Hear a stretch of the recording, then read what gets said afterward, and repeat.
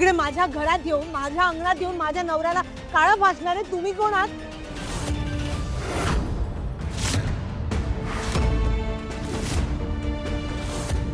घोळ का करून आलात? आरडाओरडा करत घर सोडा घर सोडा, आम्हाला घर सोडायला सांगणारे तुम्ही कोण आहात?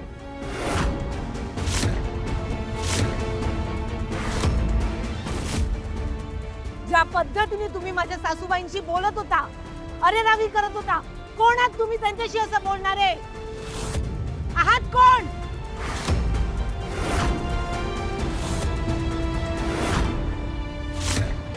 कानावर जे पडलं, डोळ्यांना जे दिसलं, त्याच्यावर विश्वास ठेवून तुम्ही असे वागलात? हा सुनील दादा,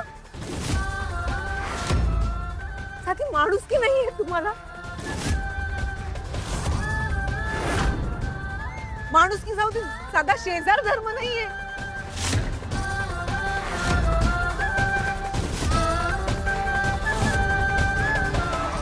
तुमची भीती अगदी समजू शकते मी. तुम्हाला असं वाटतंय की माझ्यामुळे, माझ्या मुलामुळे, आमच्या घरातल्यांमुळे तुमची मुलं बिघडतायत.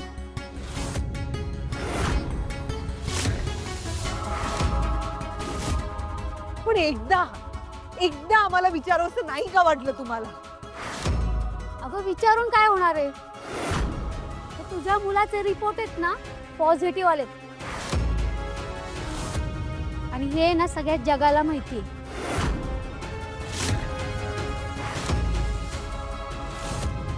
त्यामुळे तुझी ही नाटकं आहेत ना बंद कर.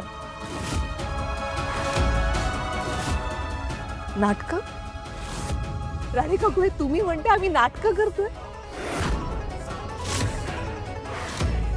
इतकी वर्ष ओळखताना आम्हाला, आमच्या आजूबाजूला राहता तुम्ही, शेजारी म्हणतो ना आपण एकमेकांना.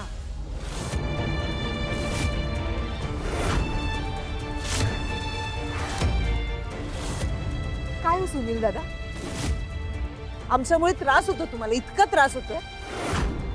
2 वर्षांपूर्वी तुमच्या आईला पॅरालिसिसचा अटॅक आला होता, तेव्हा तुमच्याबरोबर कोणी आलं नाही. हॉस्पिटलमध्ये रात्रभर तुमच्याबरोबर जो उभा होता, तुम्हाला पैशांची मदत केली, तो माणूस कोण होता? माझा नवरा. हा अविनाश पाटकर होता.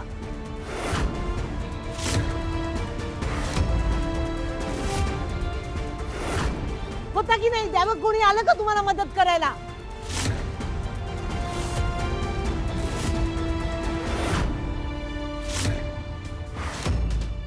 काय दिनेश भाऊजी, तुमच्या मुलाला जॉब नव्हता, कोणीही तुम्हाला मदत केली नाही, तेव्हा तुम्ही फोन करून सांगितलं यांना, त्यांनी त्यांच्या मित्राला सांगितल्या क्षणी त्याला जॉब मिळाला.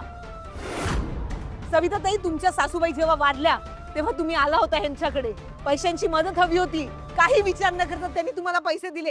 ही सगळी मदत कोणी केली? माझ्या नवऱ्याने केली, अविनाश पाटकरने केली. तेव्हा नाही वाटलं तुम्हाला, अरे ह्यांच्याकडनं मदत का घ्यावी, ही तर वाईट माणसं आहेत? नाही वाटलं तेव्हा तुम्हाला काही?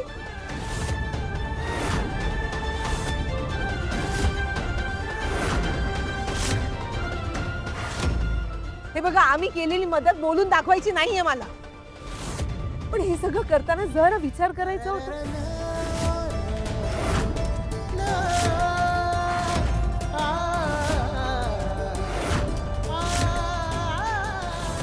वाईट फक्त एका गोष्टीचं वाटतंय की बाहेरच्यांचं ऐकून त्यांच्यावर विश्वास ठेवून तुम्ही माझ्या नवऱ्याशी असं वागलात. तुम्हाला कळतंय दादा तुम्ही काय केलंय? त्या माणसाला किती त्रास झाला असेल या सगळ्याचा? शेजार धर्म तर सोडा, साधी माणुसकी दाखवली नाही तुम्ही. त्यामुळे आमच्या संस्कारांवर बोलण्याचा तुम्हाला काही एक अधिकार नाहीये. आणि राहिला प्रश्न माझ्या प्रथमचा, तर तो निर्दोष आहे हे लवकरात लवकर सिद्ध करेन.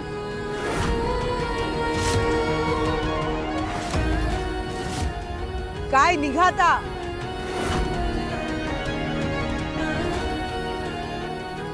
निघा.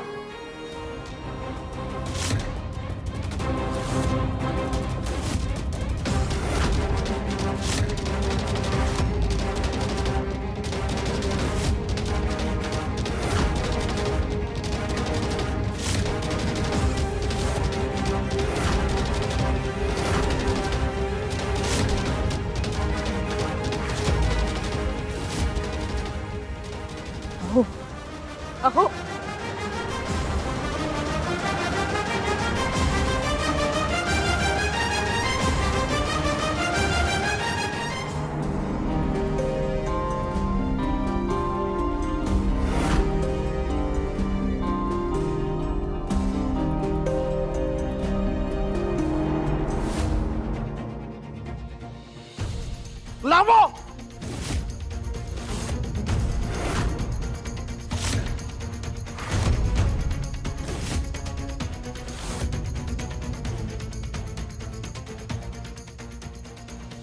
ही नसती नाटकं करू नकोस, कळलं ना? आता काही साळसूतपणाचा आव आणते ना, नको नाटकं करूस. चालते हो.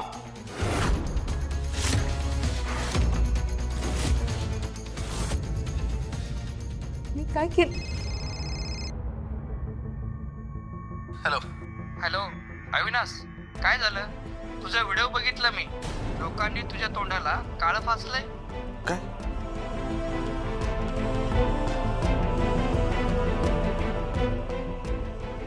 अरे बघ की, सगळीकडे व्हायरल झालाय व्हिडिओ.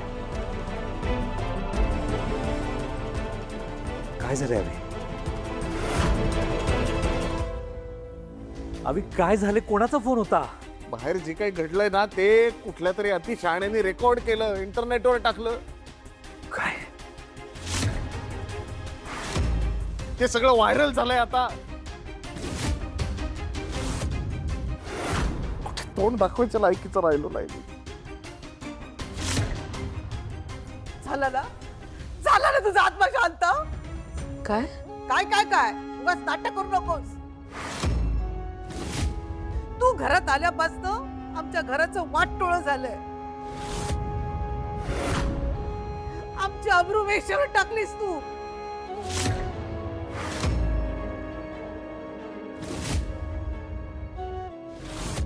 आणि आता स्वतः आई म्हणून येण्याच्या लायकीची नाहीयेस तू.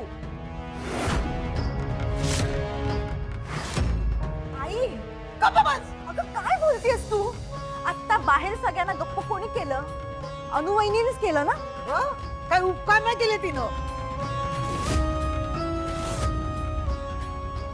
आई असं काय बोलताय तुम्ही? या सगळ्यात बिचारा अनुचा काय दोष आहे? आणि जरी दोष असेल तरी आपण सगळ्यांनी समजून घ्यायला हवं ना, तिला नका वागू आई असं. असा राग नका करू तिचा. ए मला शहाणपणा शिकू नकोस. थोबाड बंद कर तुझं, ना तर हिच्या सकट तुला पण बरोबर शिक्षा देईन मी.